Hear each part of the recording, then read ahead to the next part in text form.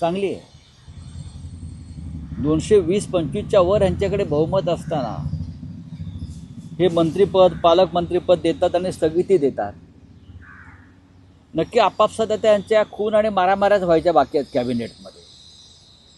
म्हणजे उद्या जर बातमी आली या अमुक अमुक गटाच्या उपमुख्यमंत्र्याने किंवा मंत्र्यानं दुसऱ्या गटाच्या मंत्र्यावरती हात उचलला, आता एवढंच महाराष्ट्राचं नशिबी पाहणं आता बाकी उरलेलं आहे. इतक्या भयंकर पद्धतीनं या राज्याचं मंत्रिमंडळ आणि सरकार चाललेलं आहे. आमचे एक डेप्युटी सीएम आहेत ठाण्याचे, ते त्यांना राग येतो आणि ते गावाला जाऊन बसतात.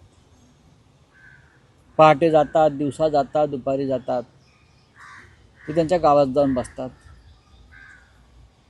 सरकार कोणी चालवायचं मग?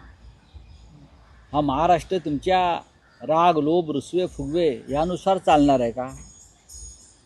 लोकांचे प्रश्न आहेत तिकडे, या राज्याच्या समस्या आहेत. तुमचे रागलोभ तुम्ही तुमच्या वाशी ठेवा, पण तुमच्या हातामध्ये या सत्ता आहे. या सत्तेचा नीट तुम्ही राज्याच्या हितासाठी वापर करा. पण रोज तुमचे राग लोभ रुसवे मारामाऱ्या अडवणूक स्थगिती हे केव्हा तरी बंद व्हायला पाहिजे. हे यासाठी होतं कारण विजयाच्या धक्क्यातून हे सरकार अद्याप सावरलेलं नाही आहे. एवढा मोठा विजय जो मिळाला आहे त्यांना तो पचवता येत नाही, किंवा विजय कसा मिळाला या भ्रमात आणि या धक्क्यात सगळे आहेत आणि अद्याप हे लोक सावरलेले नाही.